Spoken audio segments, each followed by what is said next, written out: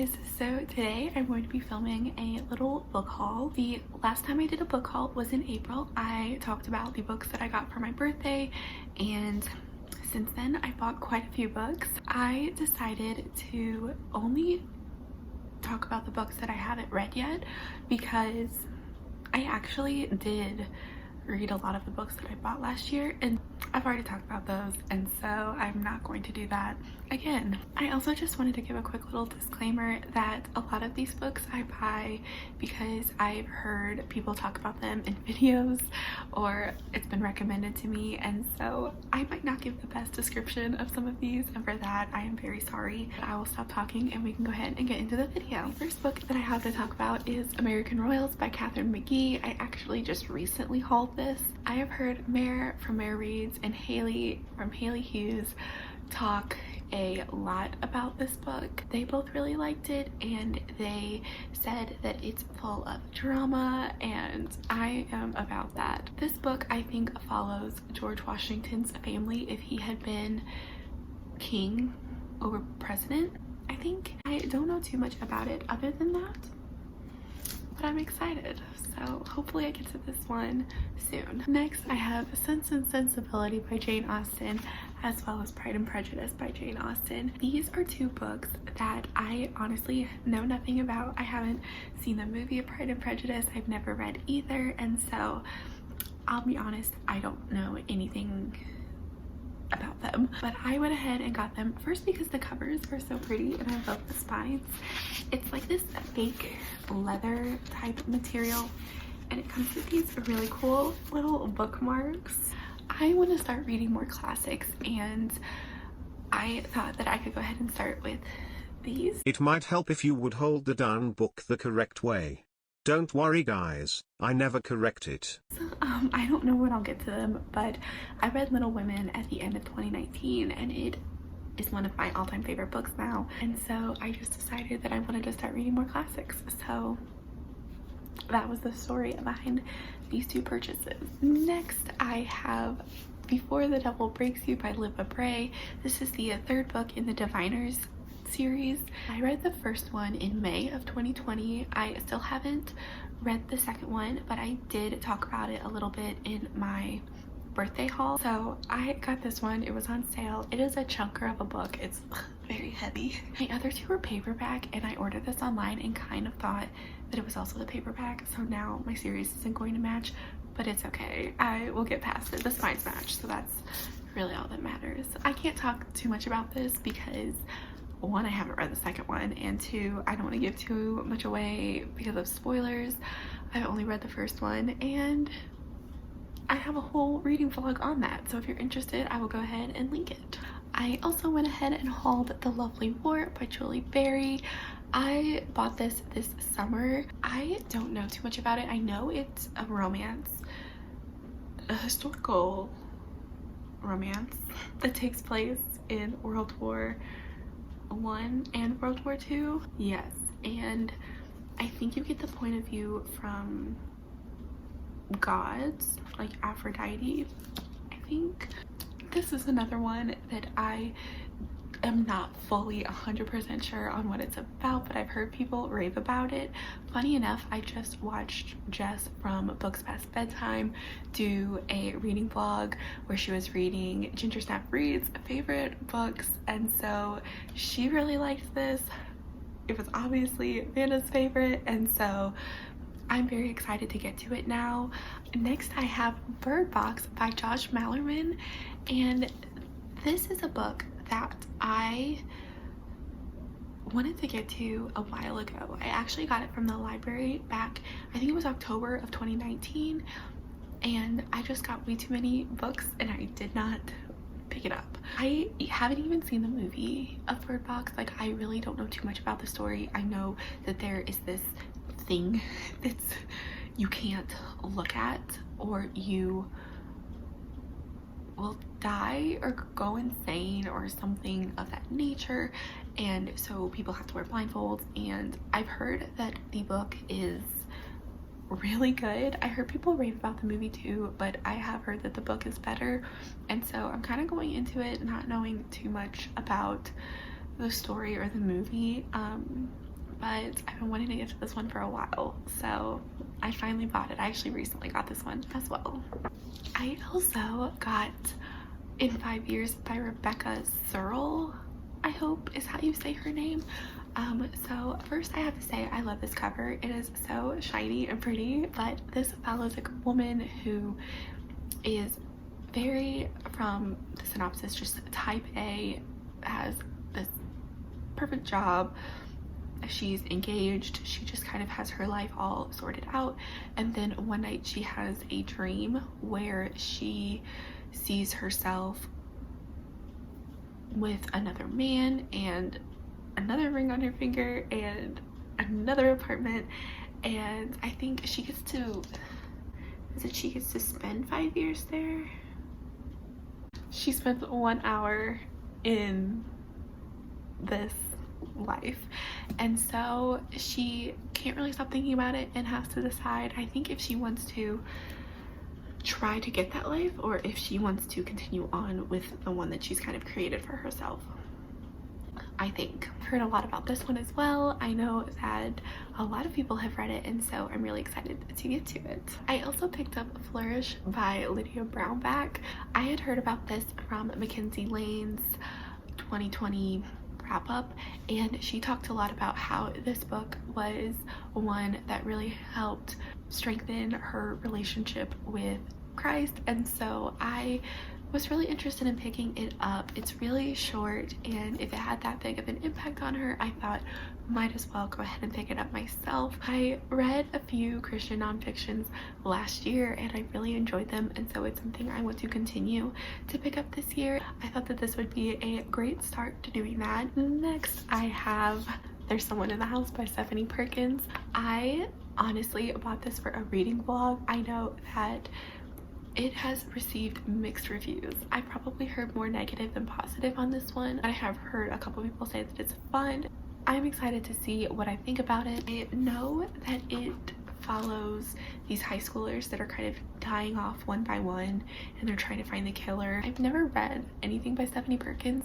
I tried reading Anne and the French Kiss on audio and it was just not the way to read it for me. I don't know if this should be my first Stephanie Perkins, but it's going to be. Next, I have Live and Love by Lauren Akins.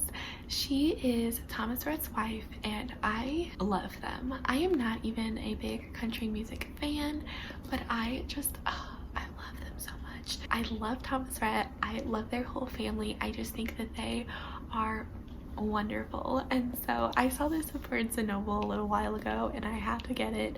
I know that she just talks a lot about their life and meeting, and there's a lot of just really sweet pictures, and I'm so excited to get to it. Like, look how cute their little family is. I'm in love. Next, I thought I would go over some of the book of the month books that I have picked out and have not read yet. So the first is The Invisible Life of Addie LaRue by V.E. Schwab, and I know that you have heard of this one. Everybody has been raving about it, about how great it is. It's thick, so that is why personally I have not gotten to it yet. It's just a little intimidating, but it follows Addie LaRue, and she has this curse on her where she can live forever but no one remembers her, and so she can't really make connections with anybody, and then one day someone does remember her, and that is pretty much all I know about this book. I read A Darker Shade of Magic by V.E. Schwab, and I enjoyed it. It was a book that I don't think lived up to the hype for me because a lot of people were saying it was the best book they had ever read, and I didn't continue on with the series, so maybe if I would read the series as a whole it would be something that would stick out to me more. But I'm excited to give her work another try because I know that she is an author that people absolutely love, and so I'm really excited to get to this. Next, I have The Vanishing Half by Britt Bennett.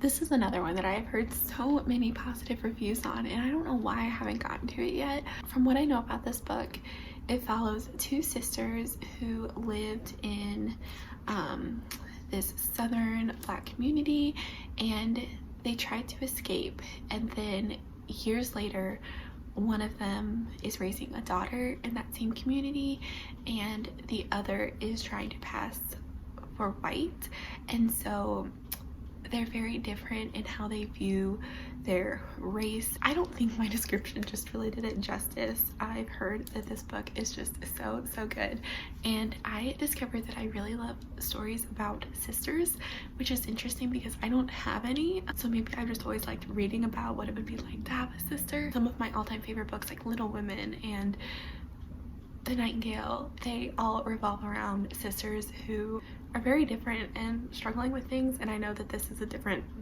topic than what those books are about, but I think that this is definitely going to be one of my favorites. I ended up picking it as an add-on in a recent book of the month box, and so it is up there on my TBR, so hopefully you'll see this in a wrap-up soon. Next, I have All the Light We Cannot See by Anthony Doerr. This is a historical fiction that takes place in Paris during World War II, and I'll be honest, I bought this right after I read The Nightingale because I loved that book so much that I wanted to get something that was just like that, but I was on just this Nightingale high and I ended up not picking this up, but I think the cover is absolutely stunning. It's so pretty. The colors are just gorgeous, and so it looks really pretty on my shelf. I have heard great things about it. I've heard it's really sad though, and so even though I really love sad books, they usually end up being my favorite. They are so hard for me to pick up because I know that they're going to destroy me, so it's a lot easier for me to just pick up the little happy books instead of these, but it is one that I want to get to soon, so hopefully I can do that. It's another chunker of a book, but I think I can do it. I really want to get to it. Next, I have Far From a Tree by Robin Benway. So this is a book that I haven't heard too much about. It follows 3 different siblings, I think. It talks a lot about adoption. I remember I read the synopsis and I thought it sounded really beautiful, and it's another one that the cover is just so pretty. I've always been interested in adoption and reading about different types of families, so I think that this is going to be a book that really sticks with me. Next, I have a book that I know you have read, and it's just a crime that I haven't, and it is Where the Crawdads Sing by Delia Owens. I don't even fully know what this book is about. I know it's about a girl who I think they call like the Marsh Girl. Yeah, the Marsh Girl. It's a book I didn't want to read too much about before because so many people rave about it and talk about how great it is, and I know that if I read too much about it that I might be disappointed, so I don't even like knowing what it's about. I kind of just skip over reviews about it that say too much because I think it's going to be a book that if I go in blind I'll like it a lot more. I think almost every booktuber that I watch talked about this book in their top 10 books of 2020, or they've raved about it before, so it's definitely one I need to get to because I don't think I've heard a bad thing about this book yet. It's hard not to have high expectations for this because I have heard so many positive reviews, and I think oddly enough that's what's keeping me away from it, because if I don't like it, then what does that say about my taste in books? I also have From Look Up With Love by Marina Zapata, and I bought this a long time ago. Chandler Ansley was talking about this book and I bought it just because she said it was good. Actually, this is another one that Jess read in her vlog reading Mana's Favorites from Ginger Snap Reads, and she loved this one too, so it's another one that I need to get to soon. This is a hate to love romance, which we love, but other than that I don't know too much about it, and I know Jess really liked it. Again, it was one of Mana's favorites, and so hopefully I will also enjoy it. I just realized I said I was going to talk about my book of the month books, and then I just stopped. I started talking about other ones. Why do I do that? I bought This Time Next Year by Sophie Cousins, right there. This book follows 2 people that were born on New Year's Day or New Year's Eve. New Year's Day, And then I think later as adults, they run into each other at a New Year's Day party, and I think they just keep running into each other on New Year's Day or something like that. I thought this book sounded so cute when I ordered it. I hadn't heard anything about it yet, and I started seeing reviews right after it came in the mail, and people were saying that there wasn't much romance and that it was kind of boring and it wasn't very good. And I was so bummed because I thought this would be such a sweet read to read around New Year's Eve. I was so excited for it, and then seeing all of the lackluster reviews just made me a little bummed to get to it. And so I don't know if this is one that is a huge priority for me, but I love the cover. It's so pretty. Like, look at that. Look at the little stars and the pinks and the blues. I love this cover. Last book of the month book I have to talk about is The Last Time I Lied by Riley Sager. I don't remember what this is about. I know the cabin is called Camp Nightingale. So, already perks for me. I just wanted to start reading more Riley Sager because I loved Lock Every Door, and I enjoyed Home Before Dark, and I really wanted to start reading his other books as well. I just really kind of picked this up on a whim. It's not one that I fully know the synopsis for. A lot of people have read it. I think a lot of people have said good things about it. I picked up The Girl He Used to Know by Tracy Garvis Graves. I'll be honest, I love this cover. It's very simple, it's very pretty. It follows a girl, she's an English major, and it says that she's anxious in social situations where she finds most people's behavior confusing. She'd rather be surrounded by the order and discipline of books or quiet solitude of playing chess. I don't play chess, but definitely the anxious in social situations and would rather just be by herself with a book. Relatable. There's a boy and they're in a relationship and they reunite 10 years later. And the back, like the praise for the book, it has little blurbs from Colleen Hoover, Taylor Jenkins Reid. I'll be honest, I don't know the other authors. Taylor Jenkins Reid is one of my favorites, so she likes it, I have to like it, right? Next, I have The Great Alone by Kristen Hanna. This is another one I picked up right when I finished The Nightingale because I knew I had to read more Kristen Hanna after that, and I haven't because Kristen Hanna's books are very big. They're very thick. They're usually pretty emotional. This takes place in Alaska, which is neat. It's another historical fiction. It takes place in 1974, and so yes, that's pretty much all I know about it. My friend Cassidy, she said that this was her favorite book that she has ever read from Kristen Hanna, and so I kind of just bought it because of that. We had been talking about The Nightingale and how much I loved that, and she said that this was one that I 100% had to pick up. And finally, I have a book where I don't have the cover. I took the dust jacket off, but it is The Unraveling of Cassidy Holmes by Sloane. Oh my goodness, what is her name? Sloane something. Sloane. Alyssa R. Sloane. I chose this book as my book of the month pick because it was compared to Daisy Jones and the Six, which is one of my all-time favorite books of all time. It follows a girl named Cassidy Holmes, and she was in this popular girl group in the 90s, and it has multiple timelines of them being in the group, and then fast forward years later where she has taken her own life, and it is from the point of view of the girls in the group and where they are now, and kind of reflecting on the years in the group. This is a book I started. I actually got this far in it, and then I don't know what happened. It wasn't that I wasn't enjoying it, I just started reading other things and never picked this up again.